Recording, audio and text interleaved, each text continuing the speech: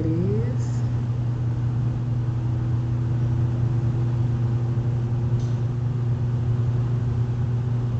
hi Lachey. I hope everybody is having a good day today.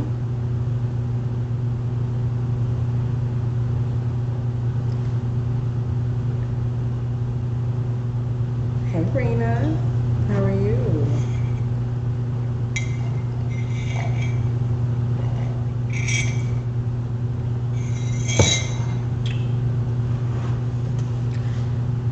Well, as everybody's coming in, I just wanted to thank you all for the donations.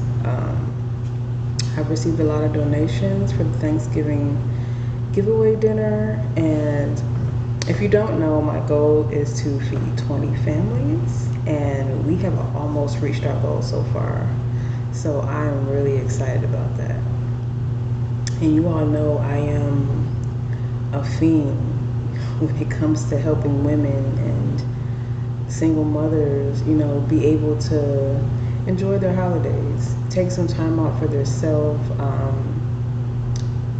just letting the kids have freedom, and never missing a beat when it comes to life. Because we may stress about a lot of things, but one thing we should never stress over is food. Okay, that's a necessity. That is life. That is how we live, and we shouldn't have to worry about that. So, hi guys. I'm glad you all can come in here. So, I wanted to discuss today. She said, "What does my cup say?" It says, "Blessed with a beautiful life." Yes. Always mindful of what you're drinking out of, okay? But today I wanted to discuss something that's really been heavy on my heart, something I've been thinking about, and that is learning how to use your silence. And I know a lot of people have a really hard time with that. A lot of people aren't comfortable in silence. You have to think about it. Even when we're in our mother's womb, we hear everything. We hear everything she does, noises, all kind of things that startle us, right? And even from that beginning time, think about all the times where you had just complete silence. When you're able to hear your own thoughts. And you may not like some of the thoughts you're thinking. Because if you ever took the time to really sit down and think about what you think about. I've done this numerous of times. Just imagine you just at home, laying in bed, you're really thinking about something, you just let your mind flow, and you'll realize everything in your mental Rolodex starts flowing. You're just going through thought by thought by thought. I need to get gas. Oh, why did this happen 12 years ago? Now you conjure up those feelings all over again. You worry about what he's doing. Oh, did she talk about me last week? Oh, I gotta order my kid's birth certificate for something. Oh, I gotta get it. You have all of these things that are in there that will come out. And I know we talk a lot about inner and outer. But we have to learn how to silence our thoughts. And I remember in the beginning of learning how to meditate, because in the beginning I had heard about it, and of course coming from a Christian household, even though it's the same thing when you go into your prayer closet, people get caught up on words. So, you grew up hearing, oh, go pray, go into your prayer closet, be quiet, listen, versus, oh, you need to meditate. And from the Christian perspective, it's like, oh, that's evil, that's devilish, being quiet, listening to your mind. It's the same thing. Same thing, different word. But being able to listen to your mind, listen to your thoughts, see what you think about, then go in there and evaluate your thoughts. Are these thoughts getting me anywhere closer than where it is I want to go? Have these thoughts been dealt with? Why am I thinking about this all the time? Have I acted upon some of these thoughts? And some of those thoughts are old dreams that you just put on the back burner. They're just back there saying, hey, we're here, you know? You have to detox your mind. You really do. And that can be with writing things down. That can be with just saying things out loud. And me, I do my spiritual burning. So if I have a lot of things down, I'll get my notepad, which is, excuse me guys, which is from Cloth and Paper. You already know. I have my notepad here, my clipboard, and I write down random stuff, my random thoughts, just getting things. I don't like to keep things in, because then you lose your space, you lose your priorities. So you have to do that. And once you empty your mind, it can be silent. Think of it as you moving out. You're moving out, you're getting all your things out, get your TV out, you do a deep clean, get everything out. Now the place that you've been in, all the stuff that you had, most people are like, man, nothing in here. I haven't seen anything, you know, it's so quiet. And you really think about everything that you've gone through in that space, and all the problems and issues you had, you know, all the junk you probably got rid of. Something comes over you like a peacefulness.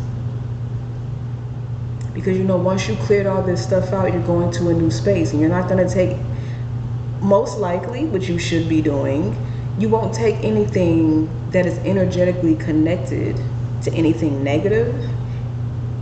You shouldn't be taking anything that's not representing where you're going. And you sit there and you can hear everything. Because believe it or not, your surroundings are loud. Things like this, pictures and stuff, they're loud. Even if they're clearly objects, but they give off an energy. And energy can be loud. So you have to understand silence. You really have to understand silence and know that things and thoughts have a noise, and you have to clear that out.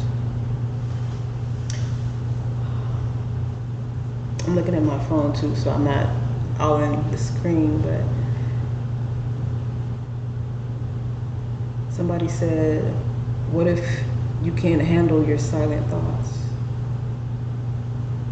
You can. You can. You deal with them and you clear them out.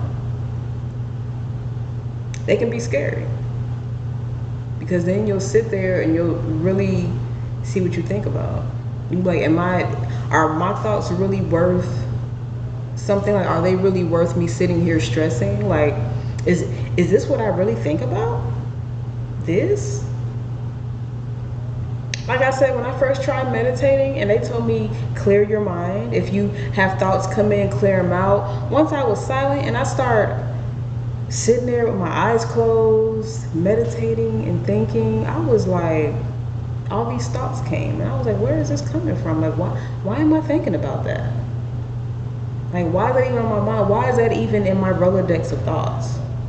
You know, all the stuff you had is conjuring up, and you have to just think about it and move it to the side. Or think about it and deal with it. If something's worrying you that bad, if you're like, man, my best friend, I found out she was talking about me and this and that, and you're sitting here worried about it. Okay, so what? You can't control that. She's gonna say whatever she wants to say. Move on. Forget about it. If you don't want her to be your best friend no more, who cares? We're adults. You know what I'm saying? Like, who cares? Deal with it and move on. Make space for something new. Instead of having a quantity of thoughts, learn how to have quality thoughts. Hey, I want to be I want to own, my own salon. Okay? At 2 o'clock driving down the street, you shouldn't be thinking about what your boyfriend's doing. That thought is not going to get you any closer to owning a salon. It's not. It's not.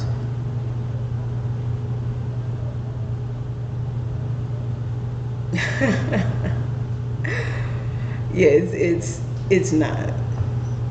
And y'all already know you shouldn't even be worried about what he's doing at all. Men do what they want to do. You need to be focused on getting your shit in order, getting your shit together.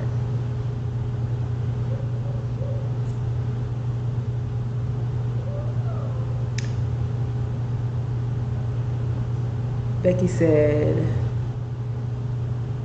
there have been times when I tried to be silent, but the kids, my husband, and everyone else thinks I have an attitude. That's fine. That's fine. What other people think is not your concern, is not your problem. They're words. You can communicate without words. Silence is a communication. I remember the movie I watched, Maya Angelou, If the Caged Bird Sings. I remember in the movie, she ended up getting raped at a young age. And when they asked her who did it, I believe her brother asked her who did it, and he ended up telling grandmother, and the man ended up dead. And she realized the power of her speaking his name caused him to die. And from there on, she was like silent. She was mute. When I say mute, like not saying a word, not a nothing. She just didn't talk. And people couldn't figure out, they wanted her to talk. They wanted her to be her old self. But people could not handle her silence. They kept trying to get her to talk, not even talking about anything. They just wanted to hear voice come out of her mouth. But she stood her ground and she didn't speak. She didn't speak. She decided that words are worth something. And I remember watching that movie thinking, man, how powerful must words be? She found out that words are actually worth a lot. They can have control over a person's life, live or die. That's how powerful they are. Silence can be a real protector.